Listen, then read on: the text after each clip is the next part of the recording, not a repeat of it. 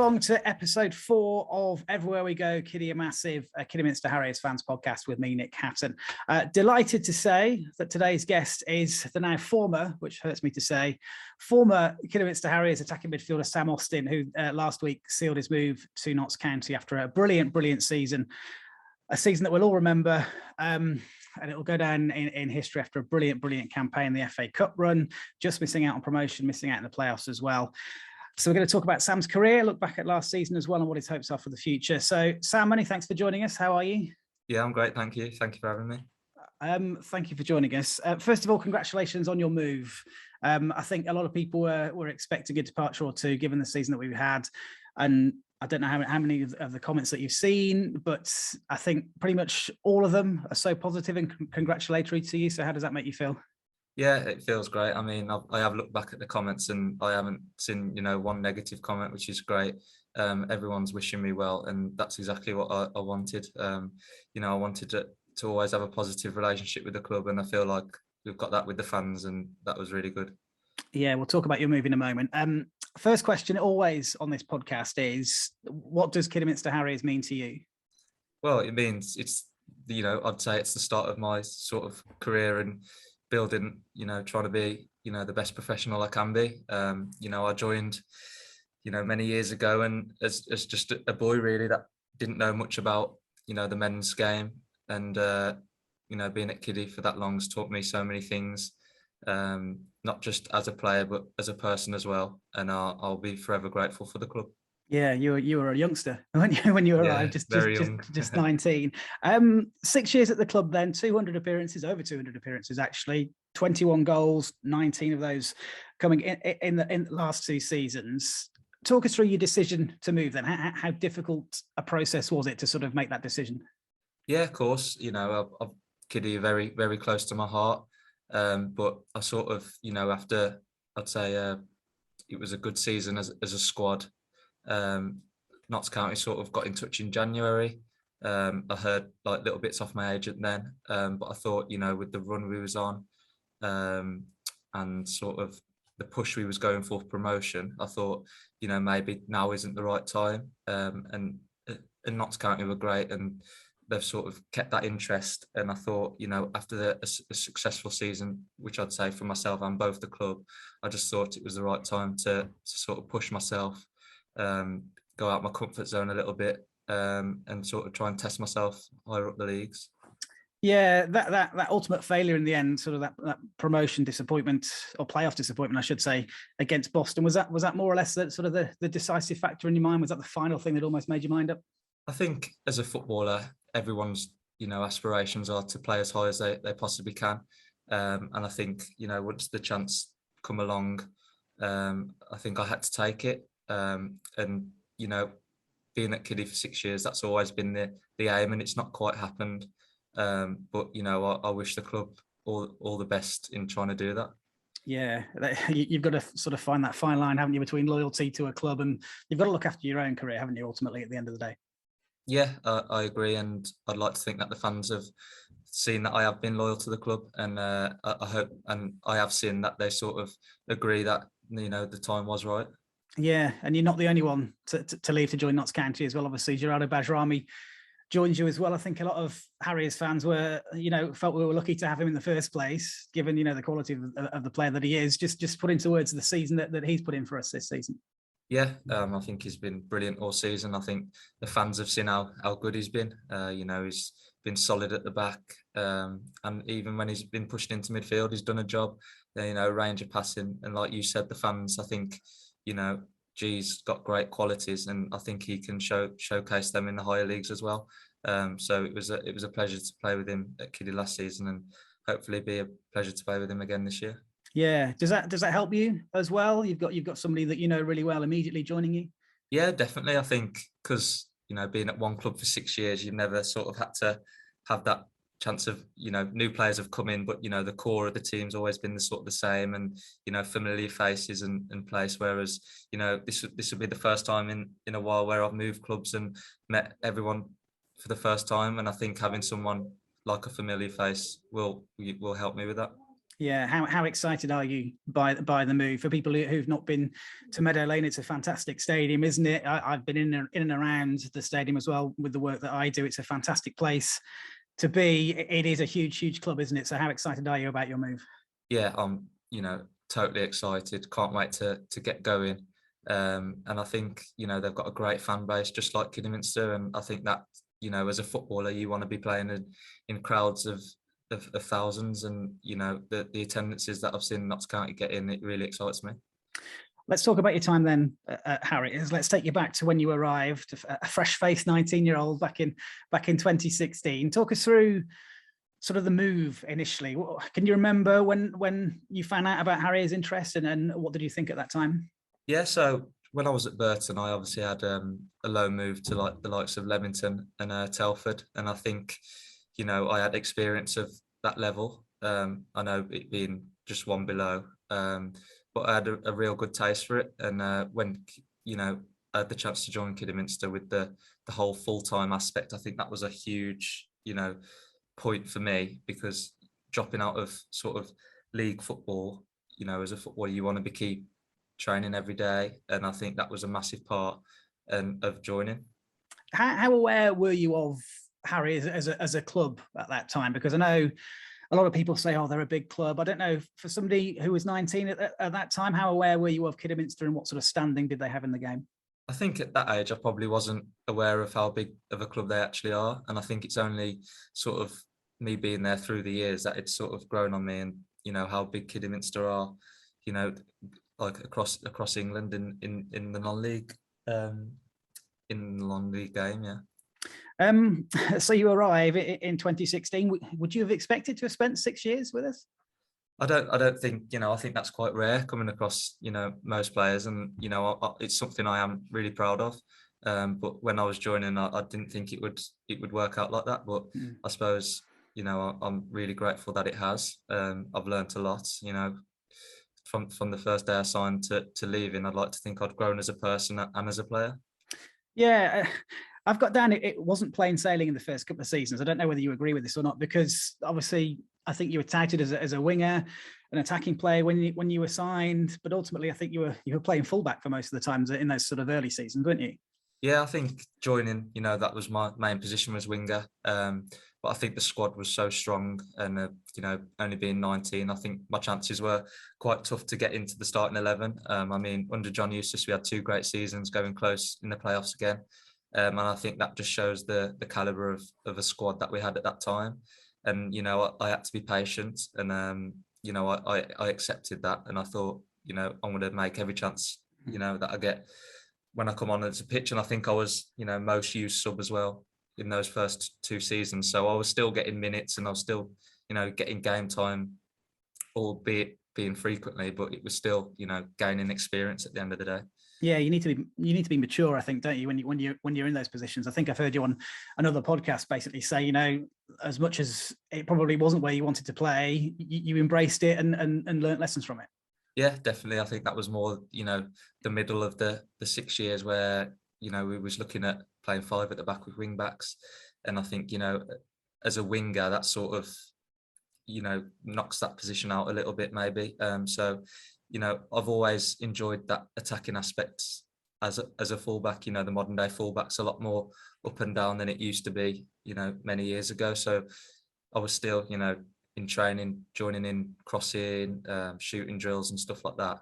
So I think that sort of stuck with me to sort of be in the position I am now. Yeah, I was going to say, are you a better footballer, do you think, for those experiences? Yeah, I definitely think so. I think, not just technically, but also understanding the game, playing in multiple positions gives you that scope of what other players are thinking when you need to be in a different position and so on. So, it's experience gained, and I'm just thankfully, getting in a position where I can affect the game with goals and assists.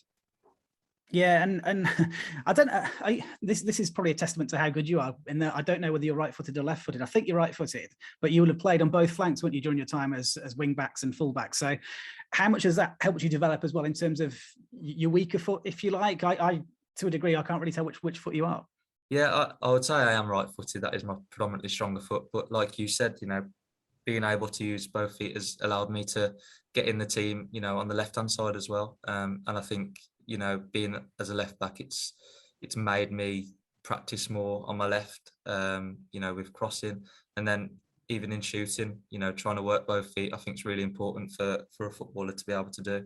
And I think, you know, that's helping me now in the position I am. Yeah. Let's talk about COVID briefly, because I think it was COVID sort of came just after. I think you made that more sort of attacking switch, wasn't it? I think Russ had taken over after Jimmy Shan had gone. It was like a brief, very brief spell before the sort of the season was stopped. Talk us through the transition then from going from the sort of the wide player, the defensive wide player, if you like, to almost a revelatory position for you in terms of your career development, to be placed in that sort of central attacking midfield role. How did it come about? Yeah, well, if I remember looking back, I'm sure when Jimmy Shan was manager, and I think when Russ sort of came in to start with, we was looking at 5 at the back, and I was playing wing back at that time, and I know it was only pre-season, but I don't think we had like great results during that time, or you know, performances weren't where Russ would have expected them to be. So I think, you know, we looked at changing the formation to a back 4.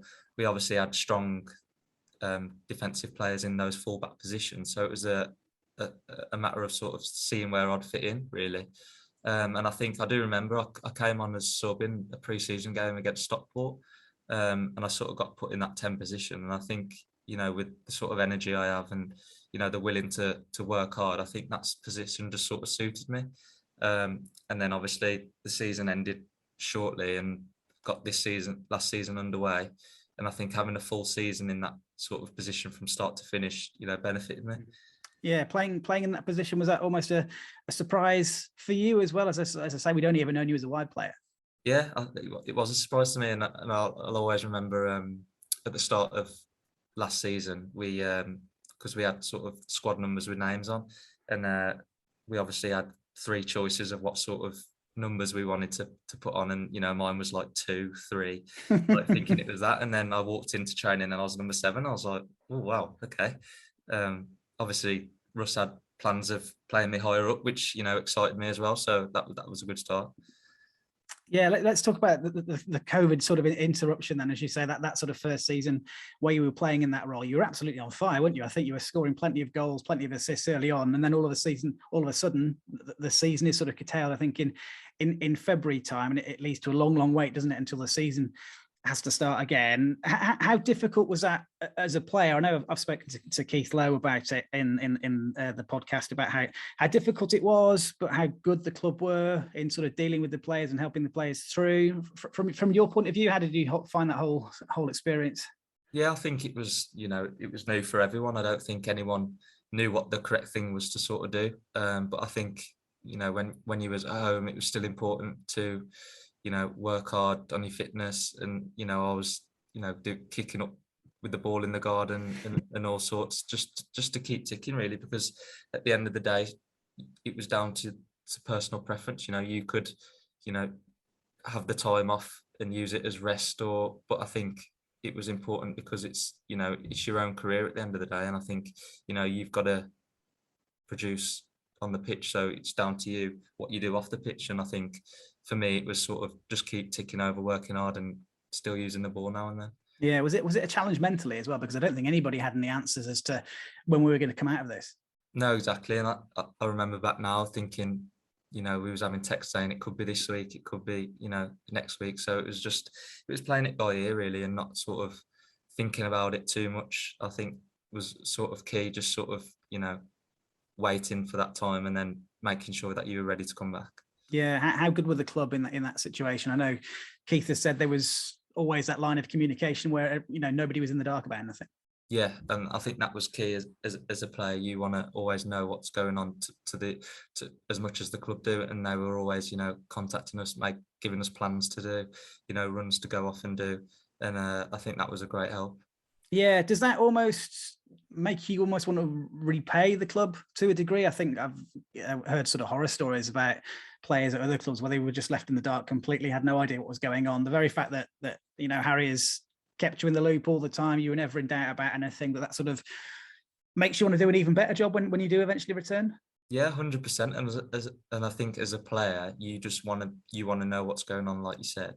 And I think the way that the club have handled it has been really good. Um, so as a player, you want to feel comfortable, and I think Kidderminster is a great club for a player to feel that way. Yeah, and talk us through playing in empty stadiums. Keith Lowe, when I spoke to him, said it was probably one of the worst experiences he's had. For you? Yeah, I'd totally agree with him. Football's not the same without the fans, and um, I'm just so grateful that I've seen the numbers grow since when I first joined to when I'm leaving, and I hope they still continue to grow, because as a player you want to play in front of as many people as possible, and especially last year, and it is down to the players to put on a performance as well for the fans to cheer about, and it was just great to see that we had a good season and the fans got fully behind us. Yeah, talk us through the start of that season then. We had a high-profile friendly against Manchester United 11, didn't we? I think it's about possibly 4,000 there. So for you as a player and for the team, I suppose, that was the first time playing in front of a sizable crowd for quite some time. It was a great game, I seem to remember. United had a lot of real talent on show, didn't they, as well? And you capped it off in fine style at the end. Yeah, I know. I was totally surprised. I think I came on the second half, and watching it first half, I was like, wow, these players are, they might be young, but technically they are really, really good. And just sitting back and just watching them, how they sort of controlled the majority of the game was a great learning curve, even though they were probably a lot younger than us.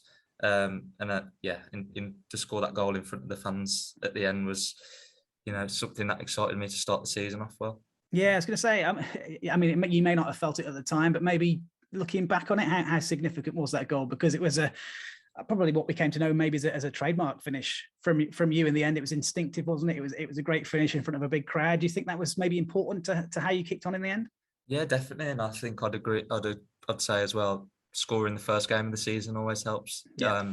I think at the start of the season, knowing I was going to be playing in that position, I sort of set myself targets, and I think you want to get off the mark as quick as possible so albeit a slight defection, I'd say, at York, but no, I think it was great to get off the mark and sort of, gain that confidence that, you can actually go up and do this, especially coming from a more defensive position to sort of start scoring goals. I think it was key to get them early. Yeah, and it sort of started the tradition of sort of the lap of honour, didn't it, at the end as well? I think Russ has said to me that was the game where they decided, right, there's been such a disconnect between the players and the fans for such a long time. This game is going to be the game where we're going to, do our best to reconnect. Yeah, and credit to Russ and the new owners. I really feel like they made a real connection with the fans and the players again, because I feel like maybe in the latter years that was lacking. But they've done a great job since coming in, and I feel like there's a real positive connection between the players and the fans again. Yeah, that sort of pre-season, that excitement of getting that late equaliser against Manchester United. Did you get a feeling for the squad that you could do something special that season? Yeah, I think Russ had recruited well, and there were some big players with great experience in there. And I feel like that was just the start. And I'd still say it was a successful season, even though we didn't sort of get over the line with promotion. The cup run made it exciting for fans and also us. To come against the likes of West Ham is, maybe it might be once in a career for many players. So it was brilliant. Yeah, we'll talk about the cup run a little bit later on. You talk about the importance of good starts as well. I remember when the fixtures came out. Drawing York away, their first game in their new stadium. I think a lot of Harriers fans were thinking, blimey, that's one of the worst games we could have got. But the club has got a history, I think, of spoiling the party of sides in their new stadium, and you were the guy that did it late on. Yeah, I think it was down to the whole squad working hard, and I think for us as players, it was probably a great game to have. New stadium, the pitch was going to be nice. Big crowds. I thought it was a great way to kick off the season, and made it even better by getting the 3 points. Yeah, and obviously it was a great start to the season for you, for everybody. I think you scored 3 in the opening 4 games. There's a real buzz, wasn't there? I think about the way we were playing. We were scoring lots of goals. I think we'd gone to the top of the table at one point early on. what does that do for the spirit in the side? Because we talk about the connection between the sort of the players and the fans. For the players themselves to play as well as you did, you weren't scraping wins. You were, they weren't scrappy performances. They were great performances. To start as well as you did, what does that do for the side? It does a lot, and I think the lads have got to take a lot of credit. Having the 2 seasons previous be cut short, it shows that they were still doing the bit behind the scene to come back ready. And like I said, it breeds huge confidence throughout the team to know that you can actually go out and do it, and go and prove yourself. So yeah, huge confidence. And you must have been walking so tall as well, given the amount of goals that you were scoring, the amount of assists that you were getting. You must have been thinking, why have I not been playing in this position for years? Yeah, but then again, would I be playing in this position if I hadn't have, played those many seasons, learning the game and stuff? So I never regret anything. And I'm just delighted to have, did what I did last season. How tough was it, or how easy was it even to sort of keep that league form going when we were sort of generating that cup run as well? Yeah, I think, like I say, keep saying, confidence is a massive thing, and although there was like more games coming on top of each other, the confidence was still growing. And I think, having these, they weren't all easy games in the cup runs either. Going away 3 times on a AstroTurf pitch, that's tough for players as well. But I think it's credit to the sort of character of the boys and to ultimately go out and win those games. Yeah, let's talk about the cup run then. First round, to me anyway, it felt like that Grimsby game at home was probably the most decisive in all of it. On paper, it was a tough game, wasn't it? And it was a late penalty, I think, that decided it in the end. For you, did you feel that was the one maybe that sort of kicked it all off? Yeah, I think so. I think probably that and Halifax, because then you start, getting the real big boys in, and it's like, well, okay, this is something new. And I think, the excitement sort of grew. I think it was about being professional in the first section of games, because, we was going, expected to win. And you've always got to carry that as well. And then to sort of go later down the line and sort of flip it as the underdog, we could go out there and sort of express without any fear. Yeah, and I think that the Halifax win I think maybe, I mean, it felt from watching it anyway, that the Halifax game was probably the most comfortable of all of the games. Yeah, I mean, I'd say they were mostly, the Grimsby and Halifax games were tough, higher opposition. They probably had some of the ball that more than what we was used to. But I think especially in Halifax, getting those early goals 2-0, it really gave us that sort of ledge to hold on and sort of, play with confidence, thinking, we're 2-0 up, let's go and express ourselves and try and go a bit better. Yeah, and obviously the third round draw saw us take on Reading. When Reading are pulled out of the hat, what were your emotions? Because we were all hoping for a big boy, weren't we? Yeah, I think you obviously want the best that you can get just for the experience. But I think as time sort of grew on, I think the position that Reading were in the league, the sort of form they were in, I think it's turned from excitement to, hang on a sec, we can win this game. Like, the form we're in, the form they're in, we're at home, we've got the home advantage, with the great crowd that was growing. And it totally changed our mindset to thinking, no, this game's ours and we can win this. Yeah, was that reinforced as well by their team selection? There was a lot of youngsters to a degree, wasn't there, in that Reading lineup? Yeah, and I don't know, maybe they needed, it was more important for their league games. But I think even when we went 1-0 down at half time, I never, seen any doubt in the lads or any, confidence knocked. It was still, we're still in this. Let's go on and do the job. Yeah, I think we were unlucky, weren't we, to go a goal down at half time, I think, because Amari had that worldie, hadn't he, that was well saved by the goalkeeper. It was a good finish from the guy who scored for Reading in the end. Second half, though, I mean, it probably is dominant performance I've seen from us against a side much higher in the pyramid.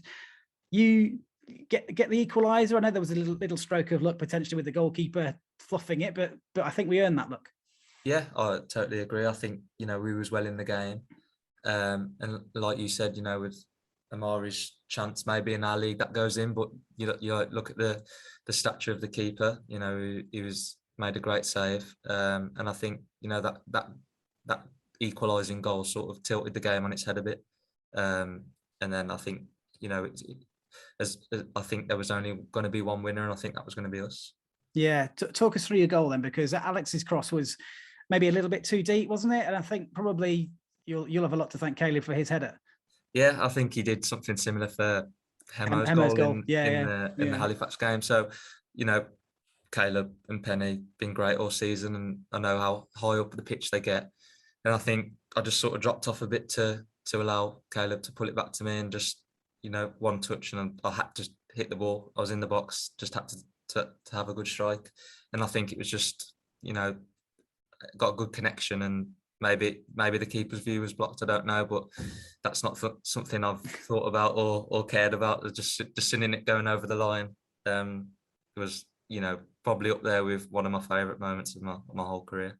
Yeah, I mean, when did you know it had gone in? Could you see it quite clearly, or was it crowd reaction? No, well, I think I was the only one to sort of see it go over the line. I think there was a massive delay of reaction with the fans, because it probably was hard to see unless only the fans behind the goal sort of knew. So I think maybe me running off sort of made everyone else aware that it actually did cross the line. Any regrets about the knee slide? Oh, huge regrets. I was hoping he wasn't going to mention that, to be honest. And then obviously sort of the roof lifted off the place, didn't it? And then it wasn't wave after wave of attack, but it was certainly a lot of possession, wasn't it, that you had, and got the corner, I think, from a ball in from the left-hand side, and got the winner. Eventually went over the line. What did it mean for that final whistle to go, and to have your first giant killing, if you like, in a Harriers shirt? Yeah, I think I spoke to my family, and they were sort of like, couldn't wait for the whistle to blow, whereas I felt a bit different. I was sort of enjoying the game a bit more. And I felt like we was comfortable, and I felt like we kept the lead well. But then when the whistle went, everyone running on, just ecstatic. It was a great feeling. Yeah, and then you have to wait 24 hours for the draw, West Ham at home. What were your thoughts when that was pulled out? Like you said, again, you want a Prem side, don't you? And I think for me, watching it, I wanted an away draw, just to sort of play at a Premier League stadium, and sort of have an even bigger atmosphere. But then, similar to the Reading game, I think it flipped on its head and was like, oh, this will be even better with a home crowd. It's the fullest I've seen Agbra, and I think that was almost better. Yeah, tell us about your pride in wearing the armband. I was meant to ask this earlier, actually, about, obviously you got the captaincy, I think, with Cliff getting his injury that he did, being offered the armband. What did that mean to you? I was immensely proud by it. It was a great honour. I think I'm not sort of your average captain, or what you'd expect a captain to be. I'd say I more lead from example, and sort of try and lead through training every day. My performances on match days. So I think there's different types of leading, and I'm more a leader that way. But then again, on the other hand, it's sort of made me become a more confident person in, talking in front of the lads, and it sort of made me grow as a player as well. Talk us through your emotions then. Ahead of the West Ham game, you're in the tunnel, you're at the front of the Harriers lineup. What are you thinking, as you're about to lead the side out for the biggest game probably in the club's history? Yeah, well, I think it came before that, when I first walked into the change rooms, and I saw cameras everywhere in the change rooms, and I was thinking, wow, this is just, it's totally different. And then obviously when you're outside, and you've got the electronic board outside with the just little things you notice as a player, that you watch on TV, and it does make that little bit different. And what a day it was. Yeah, how was the mood in the dressing room? Was there a sense of determination? Was there a sense of, let's not get embarrassed? What was the mood in the camp? I never think there was anything about getting embarrassed. I think we believed in ourselves. It was going to be a tough challenge no matter what. So why not go out there and show what you can do and be confident? And we knew they were going to have the ball. The players that they've played. First of all, I'm was really happy that they played the team they did. They didn't take the game lightly at all. Yeah. They played some great players, and to test yourself against, what are arguably the best in England. So, it was brilliant.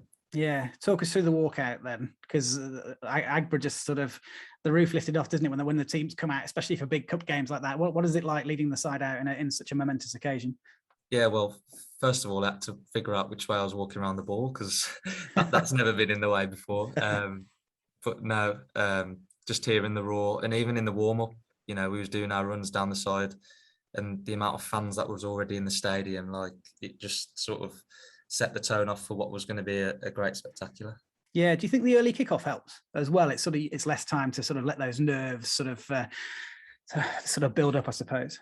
Yeah, I'd agree with that, to be fair. I think, like you said, less time to think about it. But then on the other hand, you've got, you're eating at different times. What do you eat? Because it's not something that you've never really done before. So, and what players are like with routines and stuff. So there was sort of that little bit of a mess up. But no, I think it was great to have it early as well. Yeah, are you like that then? Are you someone who likes their routine? Yeah, I'm definitely a routine person. Like to keep everything the same and stuff like that. So yeah. Let's talk about the game then. I think it's going to live with Harriers fans for the rest of their lives. The joy, the disappointment, the heartache in the end. Let's talk about the early chance that you got. First of all, I think it was a header forward from Badge, wasn't it? Morg's got some sort of connection on it, and a loose ball fell to you on the edge of the box. You had to make up a bit of ground. So what are you thinking at that point? Yeah, I think it was more sort of shock that it sort of fell in such a nice position that it did. And I think maybe I should have took more time on it. I think it was just sort of quickly get onto it. It was a good connection, good strike, but I just think literally left or right of the goalkeeper, and it probably would have gone in. So maybe I should have took a bit more time, but it was early on in the game. Like you said, probably nerves are running a bit high. Maybe a little bit more composure, but yeah, that was it. But that was the first of a couple of chances, wasn't it? Before we eventually scored. Yeah, I think we started really well. I remember like looking back on Match of the Day and sort of the analysis that Alan Shearer and that did on us. It was surreal to see, but even they can sort of see our intent of the game wasn't to sort of sit back and let them dominate us. We wanted to create our chances and do our bit. Yeah, well, that was evident. I think that's the first clip that they showed of the entire game was you right from the kickoff, wasn't it? Just charging down. Yeah, I remember it. Yeah, and there was a few instances where we looked to press them, and I think we did it well as a team, and we kept our shape well, and got our goal, and to be so close is just it's hard to talk about. Yeah, I'll try not to dwell on it too much. Let's talk about the goal that Alex scored then. From a fan's point of view, I've never known anything like it. As a player on the pitch, I wonder if it's different, because ultimately you're at work, aren't you, to a degree? But just describe the moment where Alex puts it in the back of the net.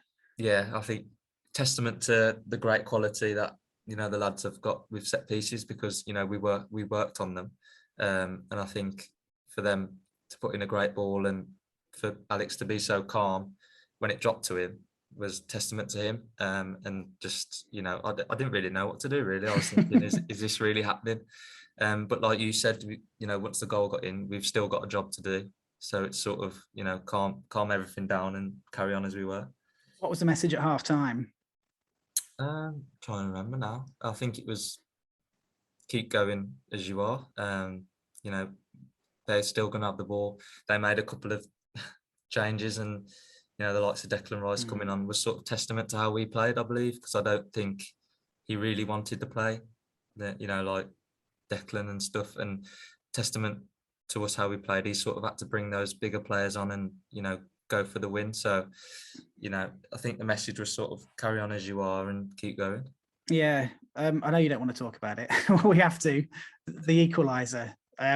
It's a head in the hands moment for anybody. I think for the neutrals as well. I think there's so many people wanting us to win and cause that massive upset. Describe the moment where Declan Rice makes that run. I mean, it's a great goal.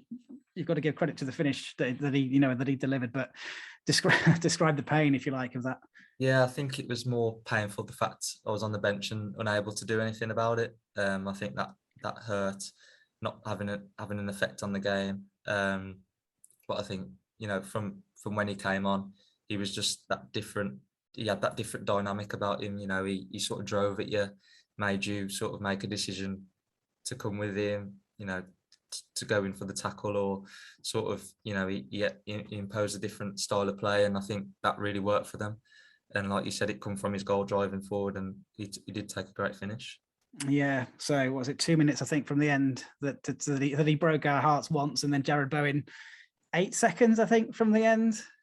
With that one there, were you readying yourself for penalties, or did you think there might be a little sting in the tail? I think we was ready for penalties. I think, it didn't look like we was going to go on and score. I think, the lads had gave everything, and I think it was, if we had a chance, it would have been penalties. And so for that to be last minute as well, that was a killer. Yeah, I don't know who would have taken the penalties. There have been so many changes, isn't there? I don't think it'd been sort of a first five that you'd normally select, would it? Yeah, it would have been interesting to see who would have gone and took them. Yeah. How long did it take you to get over that, and how quickly did that disappointment turn into pride? I'd say only a couple of days regarding the disappointment. I think, looking back, everyone would have expected West Ham to win the game. And I think the only little bit is just being so close. I think, we made a great account of ourselves as players and as a club, putting, Kidderminster more out there on the map. So I think it was more proud than anything. Yeah, always nice to get mentioned by Jurgen Klopp as well, isn't it? Although he couldn't quite say Kidderminster. Yeah, I do remember seeing that. So obviously, back to the bread and butter of the league. Ultimately, we fell short in the end. Why do you think we did fall short? Was it just a case of running out of steam? Yeah, I think maybe a little bit. I think looking back, maybe we could have done with a couple more players with the depth of the squad.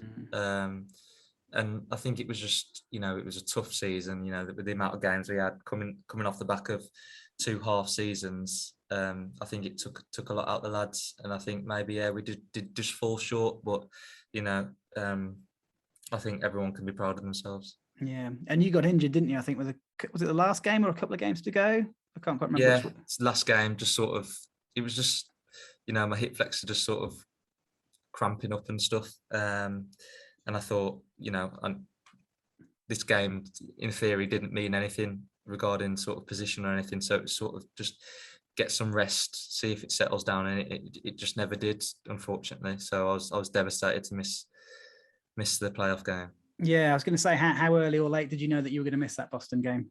Well, I think I tried so hard to train the day before and just push through it, but I just physically couldn't get through the session without it being too painful. So I just had to accept that I wasn't going to be playing, which was really tough to take. Yeah, but you've also got a role as well as captain, haven't you? You can't sort of sulk, can you? No, exactly. And I think, I could have, tried to play 50%, but that's not fair on the team. I feel like I'd be letting everyone down, and it was the right thing to do, because I wasn't ready. And we've got players who can perform just as well, so it was key to have a max strength squad out. Yeah, if we'd have got through that Boston game, would you have been in with the shouts of being potentially in a semi-final or a final? Yeah, I think it's hard to say, because everything sort of ended after that, whereas I just sort of took the rest when I needed to take it, so I wouldn't know now. Yeah. Okay. So the way we lost to Boston was so unfortunate as well, wasn't it? It was a heartbreaking end to the campaign. Losing that, were you in the mindset of that your time at Harriers was over then? Were you sort of had your not heart set, but you sort of realised that you were going to be moving on? I think once I had interest, which excited me as a player, that someone wanted me higher up the leagues. So that was really exciting to sort of use as fuel, really, to sort of, to try and push for promotion and try and play as best we can. But I think, after sort of playing in that position I did, and scoring sort of a few goals, I think, personally, I thought it was the right time. Yeah, well, I will say a lot of Harriers fans are very excited to see how you kick on next season. So, as we've said right at the top, there's so many good wishes for you going forward. We're gonna finish with a little look back and sort of a few questions. Greatest moment in your Harriers time? I'm gonna say the Reading goal. I think personally, I'd say the Reading goal. I think as a team, obviously, and as a club, the West Ham game. But I think just scoring in that game, having that 30 seconds of just pure adrenaline, has got to top it off. Yeah, and we'll stop the replay before the knee slide. Yeah. Yeah, just before there, the 30 seconds before that.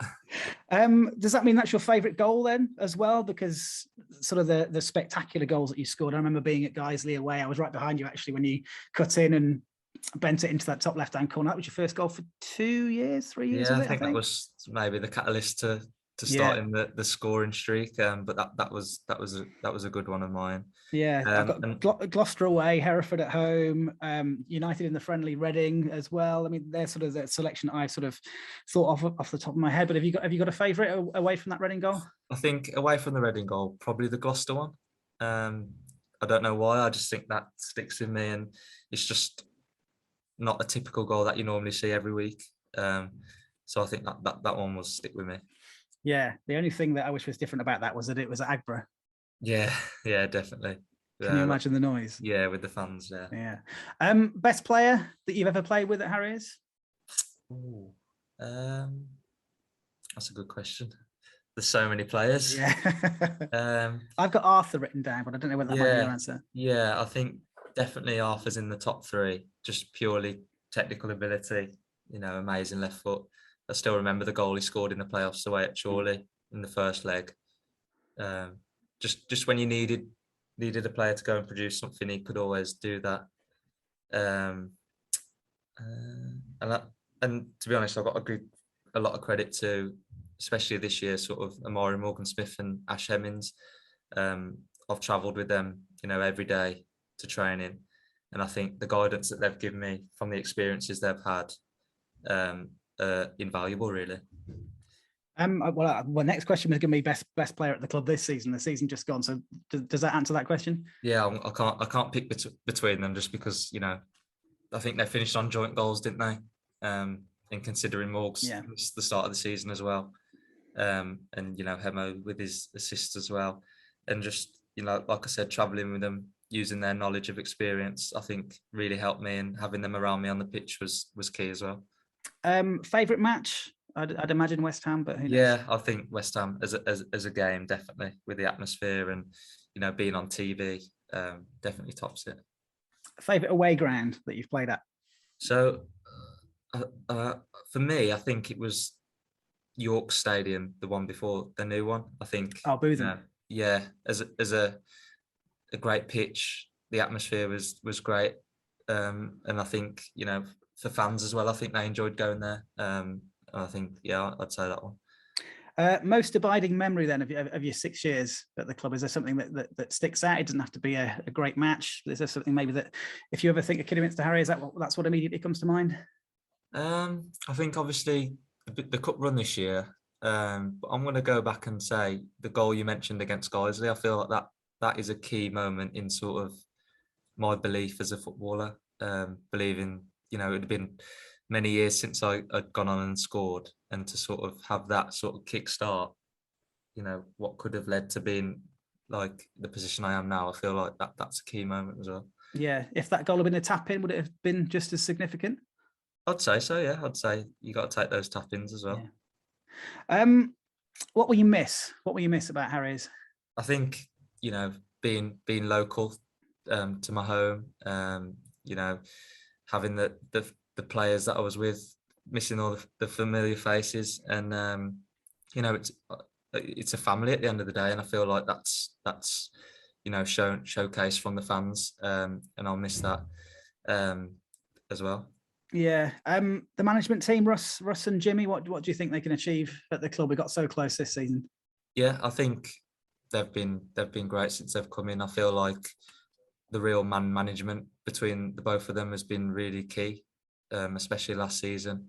And I think you can expect great things. They recruit well, and they'll be looking to get players in that will ultimately help them try and get promoted, because that's what everyone there wants to do.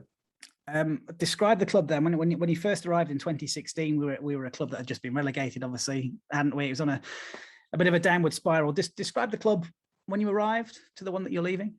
Yeah, I think I'd say I think the connection between the players and the club has definitely grown from the time I've been there. I think, I'd say with the owners coming in and sort of creating that relationship, and the management, I think hopefully I joined when it wasn't so positive, but hopefully I'm leaving when fans are a lot more positive than back then. Yeah, 2 more questions and then we'll bring it to an end. What are you hoping to achieve then with this move? I know you mentioned promotion right at the top, but how do you see your time at Notts County panning out, and how excited are you by what's ahead? I'm really excited to get going. Seeing the stadium and the attendances that they got last year really excites me to play in front of a great crowd. And being the oldest professional club, it's sort of a huge club to be a part of. And I think everyone's ambitions are the same here, and that's really key for me. I want something to be a part of a club that has something to strive for, and hopefully having everyone on board, we can do that. Lastly, I know you put a message out on Twitter and Instagram and that sort of thing. Your 6 years has come to an end. What's your final message to the Harriers fans? No, just thank you for the past 6 years. I've enjoyed every year of it, from being on the bench to sort of having a great cup run and playing the majority of the games. And from the fans that have been there from the start, and even the new fans that the cup runs attracted. Just thank you for the years I've been there. And do you think you'll be taking as many selfies at Notts County as you did the last season? Probably not. Sam, many thanks for doing this. It's such a pleasure to talk to you. As I say, bittersweet because you're no longer a Harriers player, but as we've all said, I think that you really deserve this move. So thank you for your 6 years with us. Best of luck for the future, and we'll all be keeping a close eye on what happens to you. No, thank you very much.